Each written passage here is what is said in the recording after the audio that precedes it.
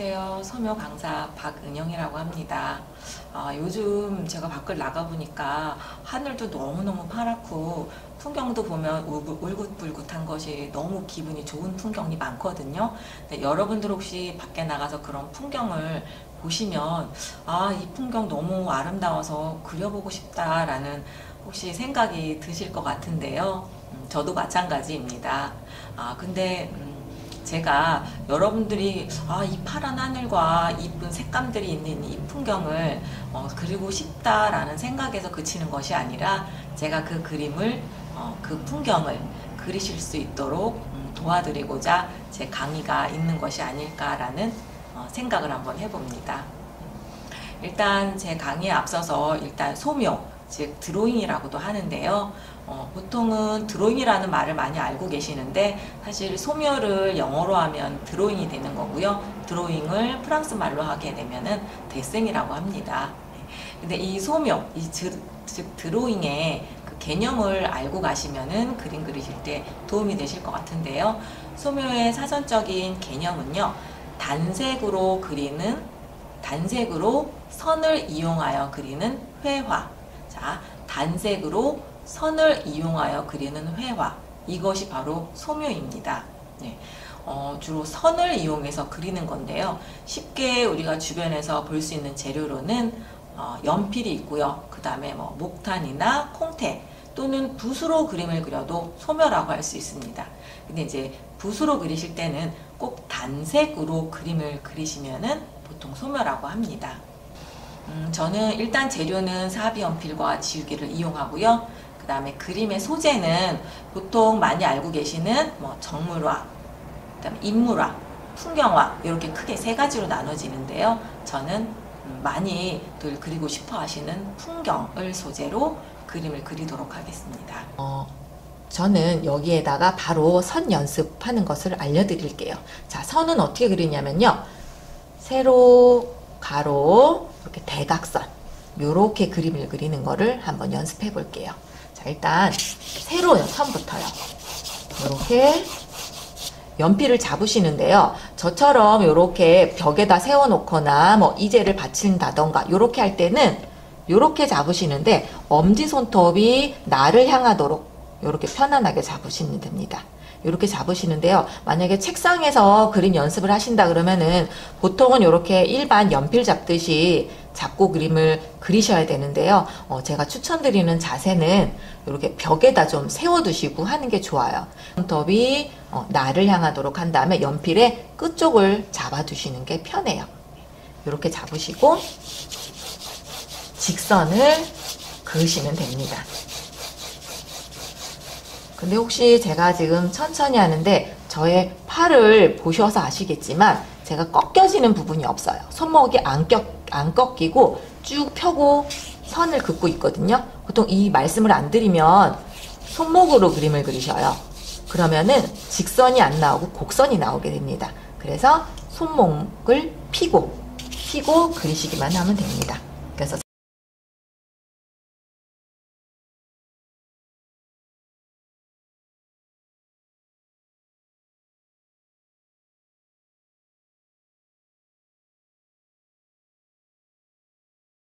그 다음에 선 연습이 끝나셨으면 두 번째 필압 연습을 하는데요. 필압 연습은 연필에 힘을 많이 줬다 조금 뺐다 줬다 뺐다 하는 연습인데요. 알려드리자면 요거는 연필 잡듯이 하셔도 되고요. 아까처럼 이렇게 잡으셔도 됩니다. 그냥 편안하게 낙서하듯이 하세요.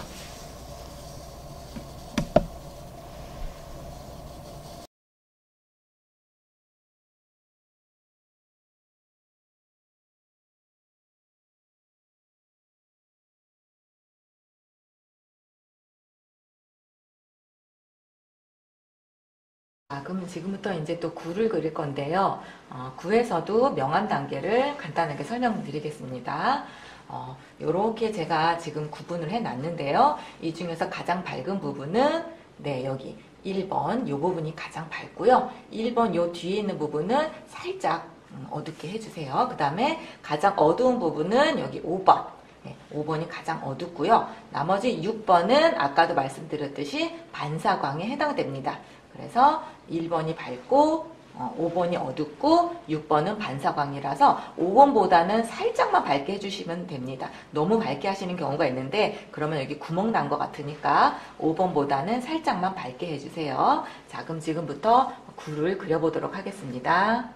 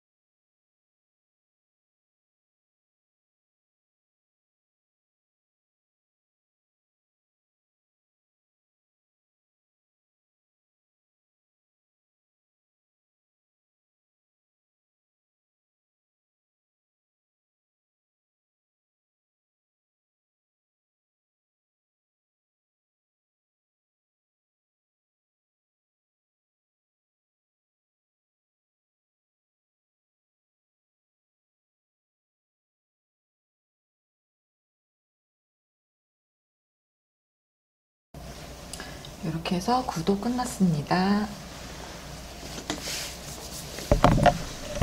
자, 그럼 지금부터 원기둥을 이제 그려보실 건데요. 자, 원기둥에서는 명암 단계만 유의하셔서 표현하시면 되겠습니다. 자, 명암 단계는 제가 편의상 이렇게 구분을 해뒀는데요. 이 1번부터 5번까지 해서 가장 밝은 부분이 어디일까요? 예, 여기 1번. 여기가 가장 밝은 부분이 되고요. 요 왼쪽과 오른쪽은 살짝 어둡게 해주세요. 그리고 가장 어두운 부분은 여기 4번에 해당됩니다. 보통 분들이 5번이라고 생각을 많이 하시는데요. 이 5번은 반사광이라 그래서 4번보다 아주 조금만 밝게 해주세요. 왜냐하면 이 반사광은 빛이라는 게 얘만 비치는 게 아니고 이 뒤로도 비치고 또 바닥에 비쳤던 빛이 다시 역광으로 5번 위치를 살짝 비추기 때문에 4번보다는 살짝 밝게 해주는 겁니다. 그래서 이 부분을 반사광이라고 합니다. 그러면 요것만 주의하시고 이제 그려보시면 됩니다. 그럼 제가 지금부터 원기둥을 그려보도록 하겠습니다.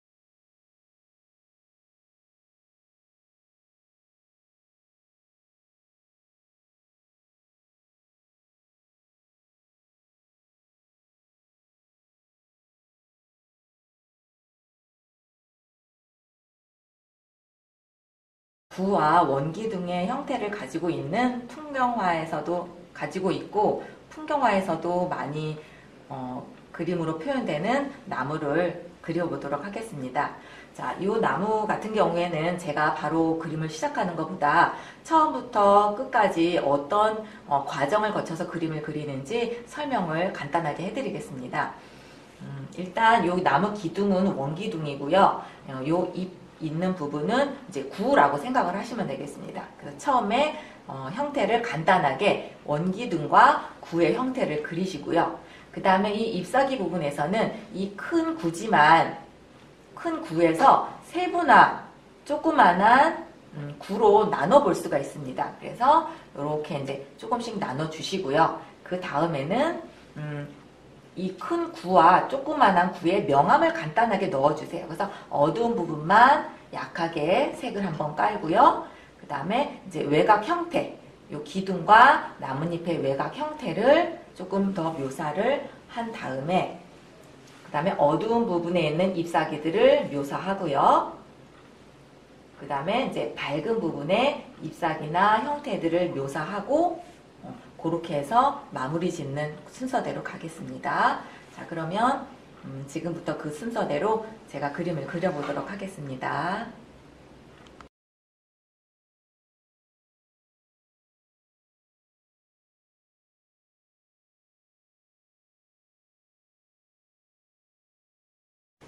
그리고 이 나무 잎사귀를 자세하게 관찰하시다 보면 이 잎사귀들이 어떠한 가지를 중심으로 모여 있는 것이 보일 겁니다. 그러면 그 모여 있는 것을 이렇게 원으로 표시를 해주세요.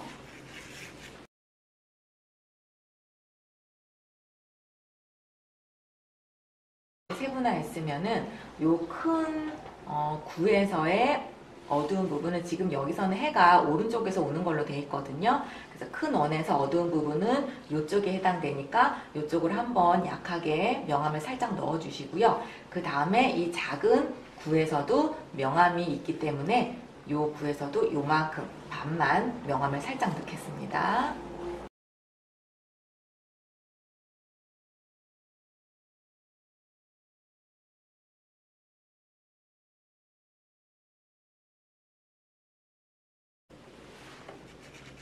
자, 이렇게 밝고 어두운 단계를 한번 톤을 깔아줬으면 그 다음에는 형태 묘사를 들어가겠습니다.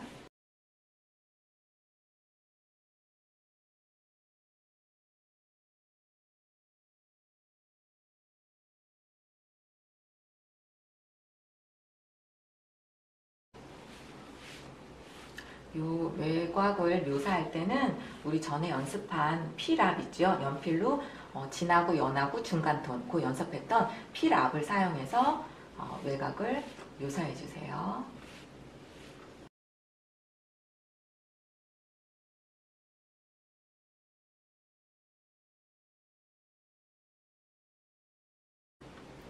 자, 이렇게 외부의 형태를 묘사했으면 그 다음에는 여기 명암 단계에서 조금 더 어두운 부분을 칠해 가도록 하겠습니다.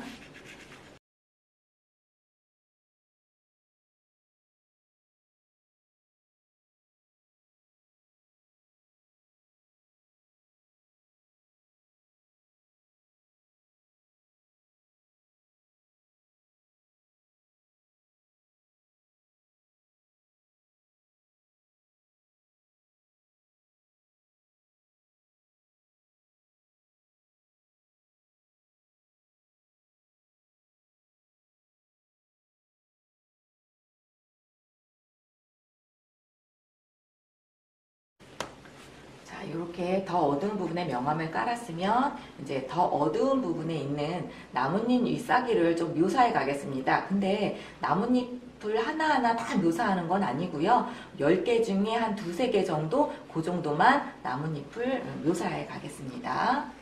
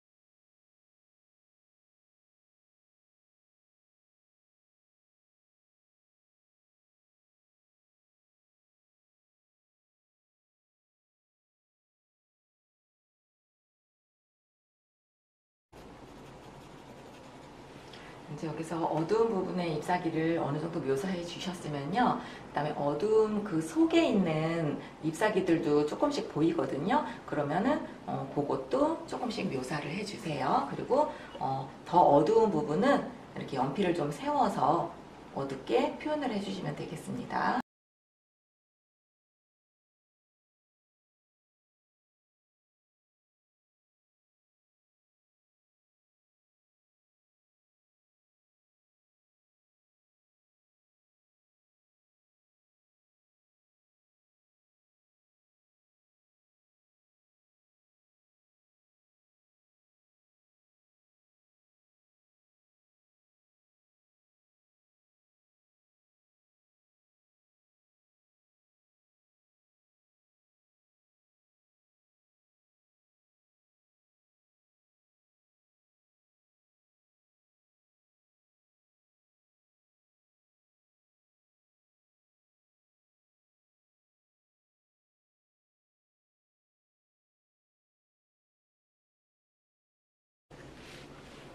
이 나무 기둥의 명암 단계는 원기둥 명암 설명드렸던 것처럼 그거랑 그냥 똑같이 하시면 됩니다. 그 원기둥에 그냥 가지만 한두 개 뻗어 나온 거라고 생각하시면 편합니다.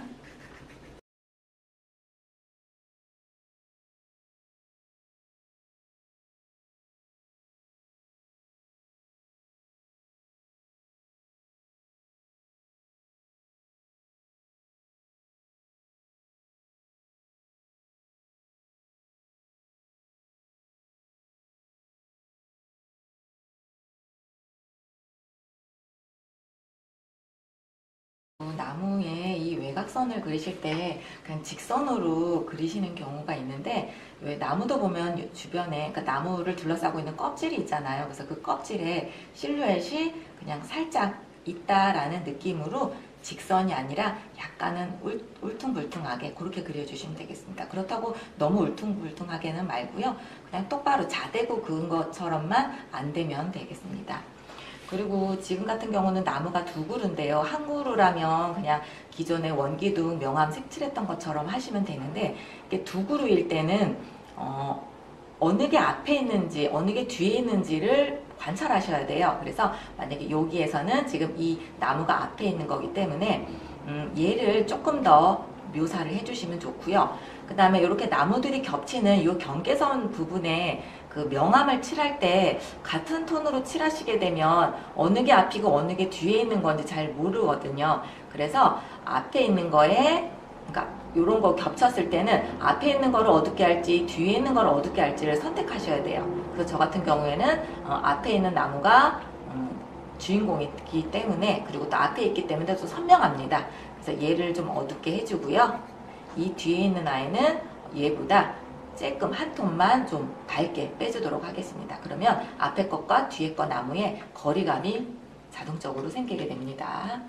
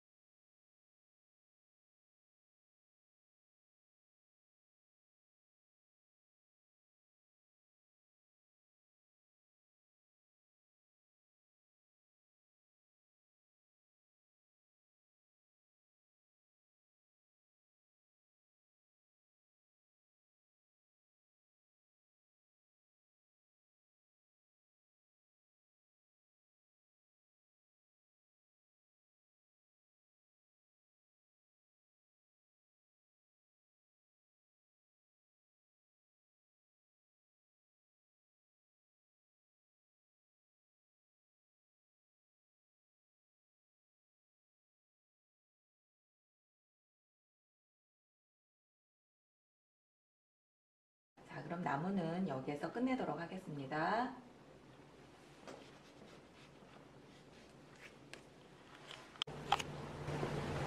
자, 그러면 지금 맨 처음에 저희가 선 긋기부터 시작해서 지금 나무까지 그림을 그렸는데요. 너무 짧은 시간 안에 또 직접 뵙지 못하고 온라인상으로 이렇게 보여드리게 돼서 개인적으로는 많이 아쉽습니다. 하지만 이 짧은 시간이지만 여러분들께서 그림에 대해서 조금 더 아시는데 도움이 되셨다면 저로서는 굉장히 만족을 하고요. 이번 수업으로 인해서 그림을 시작하는데 도움이 많이 됐으면 좋겠습니다. 또한 추가로 이 온라인 수업을 신청하지 못하신 분도 집에 간단히 있는 종이나 연필만 있으시면은 그걸 따라 하셔도 괜찮으시거든요. 그래서 그렇게 해서 경험해 보셨으면 좋겠습니다. 그러면은 저의 수업은 이것으로 마치겠습니다. 감사합니다.